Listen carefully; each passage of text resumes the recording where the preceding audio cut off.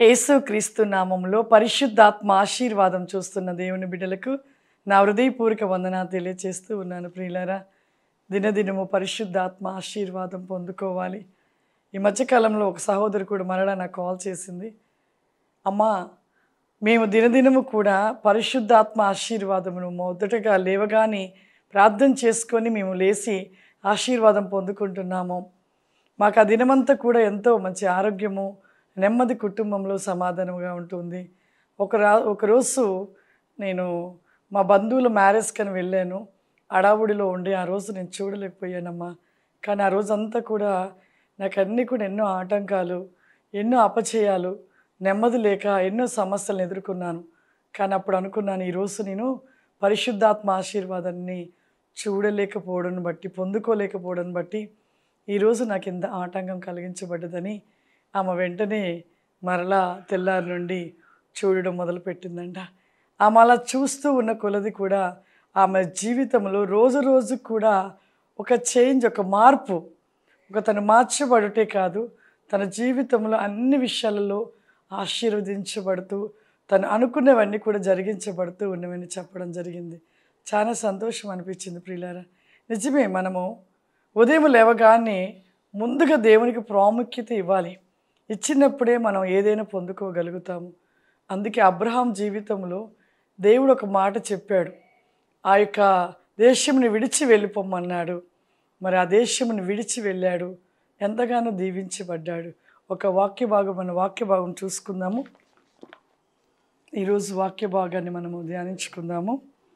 హెబ్రీలకు రాసిన పత్రిక 6వ అధ్యాయము 13వ వచనమును చదువుకుందాం.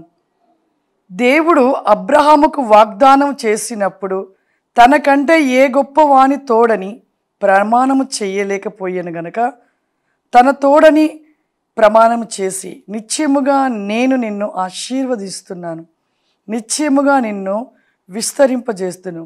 చూడండి, నిశ్చయముగా నిన్ను ఆశీర్వదింపజేసేదను, నిశ్చయముగా నిన్ను విస్తరింపచేసేదను అన్నాడు. 2 మాటలుగా దేవుడు అబ్రహాముకు ఆశీర్వాదం ఇచ్చాడు. అబ్రహాము ఏ విధముగా లోబడ్డాడు? అబ్రహాము మాట విన్నాడు, దేవుని మాట లోబడ్డాడు. కాబట్టి ఇక్కడ గొప్ప ఆశీర్వాదాన్ని పొందుకున్నాడు. మన జీవితంలో దేవుని మాట వింటున్నామా? లోబడుతూ ఉన్నామా? దేవుడు చెప్పిన విధముగా మనం నడుచుకుంటున్నామా? ఈ పరిశుద్ధ లేఖనంలో దేవుడు తెలియపరిచిన రీతిగా మనము నడుచుకొనుట, లోబడుట, భయపడుట, ఆయన మాట వినుట చేస్తే నిశ్చయముగా మనము ఆశీర్వదించబడతాము, విస్తరింపబడతాము, దీవించబడతాము. అన్ని విషయాలలో కూడా దేవుడు మనకు అన్నీ కూడా అడగకముందే మనకు అనుగ్రహిస్తాడు. ఎప్పుడు అంటే ఆశీర్వదించబడినప్పుడు. మన జీవితంలో ఆశీర్వాదము, శాపము, మరణము, జీవము మన యొద్దే ఉన్నవి. దేవుడు మనకిచ్చాడు. నీ ప్రవర్తన, నీవు లోబడే విధానము, నీవుండే విధానమును, మంచి క్రియలు కలిగి, భయభక్తులు కలిగి ఉండటమును బట్టి, నీవు దేవుడితో ఆ విధంగా ఉండటమును బట్టి నీవు దీవించబడతావు. ఆశీర్వాదాలు నీతో ఉంటివి. ఎప్పుడు నేను ఒక మాట చెప్తాను, భూమి మీద మనం ఉండగా మన పిల్లలకు ధనము, బంగారము, కోట్లు, బిల్డింగ్లు సంపాదించడము కాదు, కానీ మనము భూమి మీద ఉండగా మంచి స్వభావము, మంచి క్రియలు, భయభక్తులు కలిగి దేవుని మాటకు లోబడి, ఆయన మాట విని ఆయనకి లోబడినట్లయితే దేవుడి నుండి వస్తున్న ఆశీర్వాదాలు మన పిల్లల తరమునకు నిలిపి ఉంచినట్లయితే మనం ఈ లోకమును విడిచిన ఆశీర్వాదాలు వాళ్ళకు తోడుగా ఉంటూ మంచి ఆరోగ్యము, నెమ్మది, సమాధానము, ఐశ్వర్యము అన్నీ దేవుడు ఆశీర్వాదాల ద్వారా పొందుకోగలుగుతారు అని ఎప్పుడు చెప్తూ ఉంటాను. నిజమే, అబ్రహాము లోబడ్డాడు, విన్నాడు మాట, లోబడ్డాడు. మరి ఆ విధముగా లోబడి నమ్మకంగా జీవించాడు కాబట్టి గొప్ప ఆశీర్వాదం దేవుడు చెప్తున్నాడు. ఏమంటున్నాడు ఇక్కడ?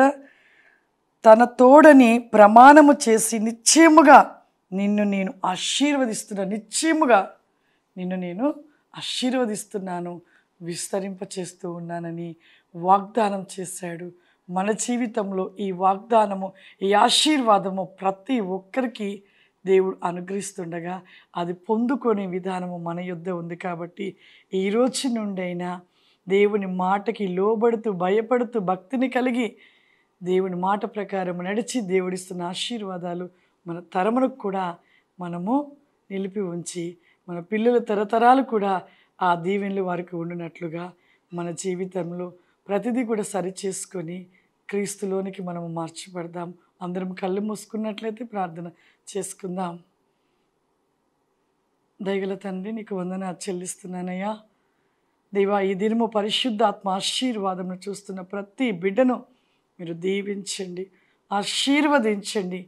ఈ దినమంతా కూడా వారి జీవితంలో సమృద్ధిని, ఆరోగ్యమును, వారు ఏమై అడుగుచున్న ప్రతిదీ మీరు జరిగించమని నిత్య విక్రాసమే దయచేయమన్నాను తండ్రి. ఆమెన్. God bless you. దేవుడు మిమ్మల్ని దీవించును గాక. ఆమెన్.